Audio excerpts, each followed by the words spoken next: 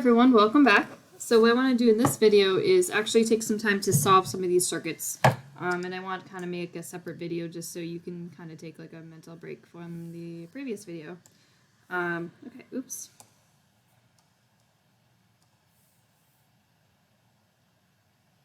Okay, so what I mean by solving this entire circuit is I basically want to find all the characteristics such as voltage and current at each resistor, V and I. I'm going to do this for both series and parallel, but since we're on series to begin with, why don't we start there? So there's some steps in solving these, so we're going to go through each of the steps. First of all, we can't really work in this big circuit. We need to actually squish it down into its resistance equivalent. So the first thing I'm going to do is find REQ. So that I can basically redesign this circuit into a simple circuit so that I could use Ohm's law. This is 60 volts. And then we're solving for REQ. Now, even though we solved this already, I'm going to go ahead and do it again. So the REQ for series circuits is adding this up. So it's 17 plus 12 plus 11, which gives us 40 ohms total. So this circuit is equivalent to a single 40 ohm resistor with a 60 volt battery. And from this information, we can get what is called the I total. Or in other words, we could find the current that's going through the battery.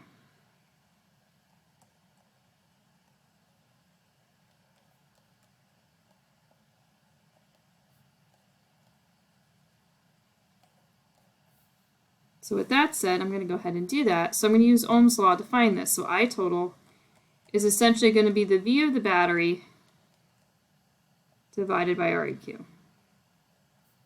So if I do that, it will in fact be 60 volts divided by 40 ohms. When I do that, it's going to be less than 1. 6 divided by, that's 1.5. I mean, a little bit about 1.5 amps. So essentially, I found the current through the battery, which is 1.5 amps. So now what I'm going to do is open up that circuit back up. So in other words, step 3, I'm going to redo this circuit back to its original state with each of the resistors, like this, 60 volts. These are all the same, 17, 12, and 11. But now I know that the current through the battery is in fact 1.5 volts. Now, a characteristic specifically to series circuits is that the current through the battery is equal to the current through all of the components. I1, I2, and I3 represent the current through resistor 1, 2, and 3. So in other words, the current for each one of these locations is 1.5. Hopefully that makes sense because it's a series circuit, so there's only one current that goes through here. So I essentially solve one of the parts of this, which is what is the current through each of the locations. So the I at this location is 1.5 amps. The I at this location is 1.5 amps. And the I at this location is redundantly 1.5 amps. So that's part 1. Cool. And I is same specifically in series. So that's the principle I'm using for step 3, is what is the same. In this case, it's the current. Now we're going to do the voltage at each location. We're basically going to find V at each point. Now we know voltage splits in a series circuit. So we know that these 3 will add up to 60. That I do know.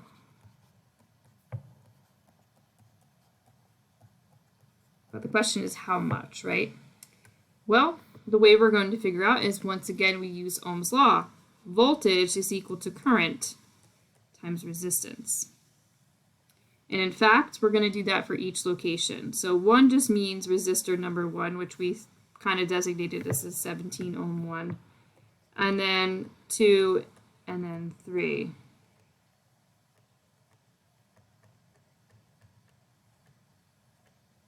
So in other words, the current 1.5 amps at location 1 times the resistance at location 1. The current at location 2 times the resistance at location 2. The current from location 3 times the resistance from location 3.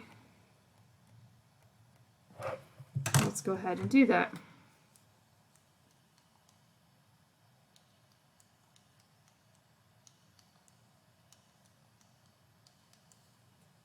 All right, we're going to go ahead and do this.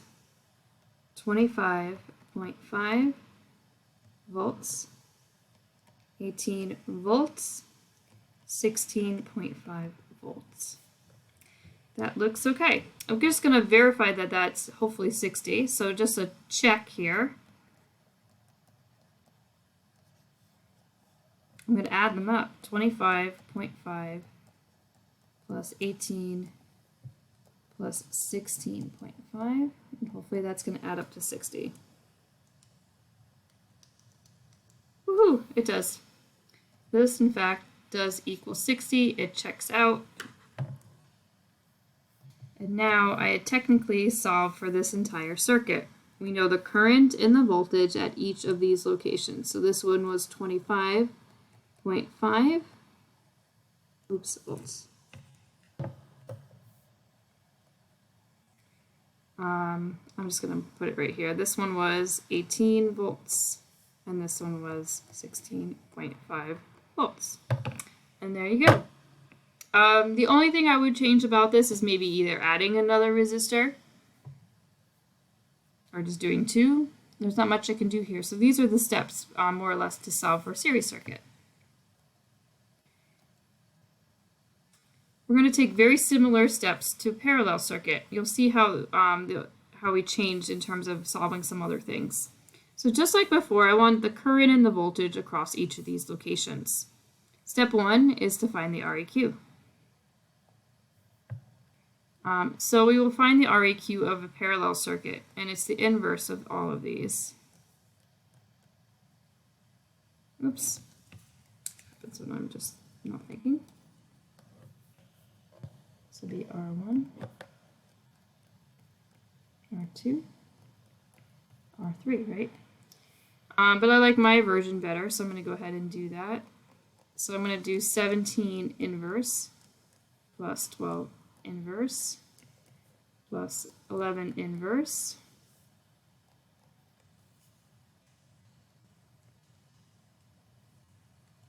make sure you press inverse. 17 inverse, 12 inverse, 11 inverse, and I got this,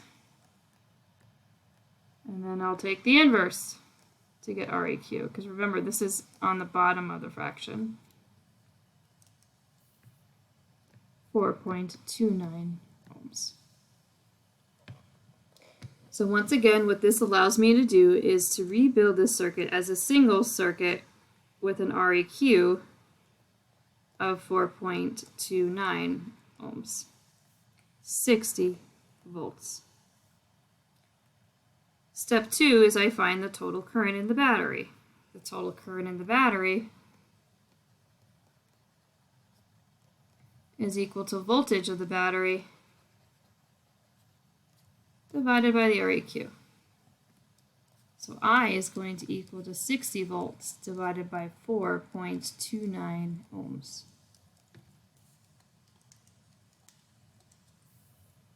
Gives me a pretty high current. You can notice the difference of putting this in series versus parallel. Oh man, this is like 13.99. So I'm just going to go ahead and make it a clean 14 amps. So what I solve for is the current here, which is 14 amps, as such. Okay, so now that I did that, step 3 is to open up the circuit back out now that I have the current through the battery. 1, 2, just making it spacious so I have space to write things, 3. So what do we know? We know the voltage here is 60. We know the current through the battery is 14 amps. Now when it gets to this junction, it's going to split. So I know the current's going to split up. But what I do know that's the same is the voltage. The voltage is the same across each of these resistances. So 60 volts here, 60 volts here, and 60 volts here. So this is 17 ohms here, this is 12 ohms here, and this is 11 ohms here. So essentially we have this. So this is what's different from series, is that instead of saying the current's the same, we go ahead and say the voltage is the same. And what we need to find now then, since we have voltage already, is the current through each of these branches. And we know that the current will split because the electrons will have a choice to go down one of these branches. So that's what I'm going to find: I1, I2, and I3, like that. I'm going to find them using Ohm's law. I1 is going to equal to V1 over R1. And then etc. So I'm going to go ahead and solve this out. So this will be 60 volts divided by 17 ohms. I2 is going to be 60 volts divided by 12 ohms. And I3 will be 60 volts divided by 11 ohms. So I just set them all up right here. I'm going to go ahead and solve them all.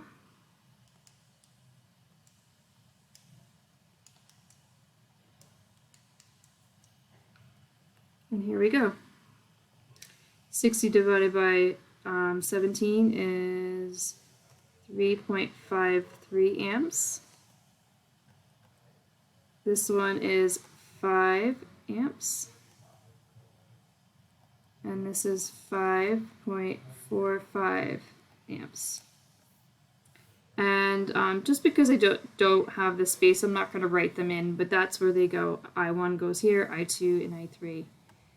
So I splits in in parallel circuit. So I'm going to check that this is in fact matches the 14 that we have. So 3.53 amps plus 5 amps plus 5.45 amps. 3.53 plus 5 plus 5.45. Perfect. I get 13.98 amps, so you know what? That's pretty close enough. It matches. Match is good enough for me. What you got to be worried about is if you're getting something like 1 amp or like 100,000 amps, so that's good enough for me, and that seems to match. So that does definitely check out when you do it like that. Okay, so probably on the next quiz you'll see one of these, maybe not, it depends. You're not going to get both of them. I won't have you solve both, but you have to solve one of them out completely like this, whether it's series or parallel. But the steps are pretty similar, and as long as you follow the steps, I think you should be okay with this. But of course, if you're not, just let me know. I'm happy to go through and walk through all the calculations that you need to do with all of this, okay? Okay, I hope this was helpful, and I'll see you in the next video series. Thank you.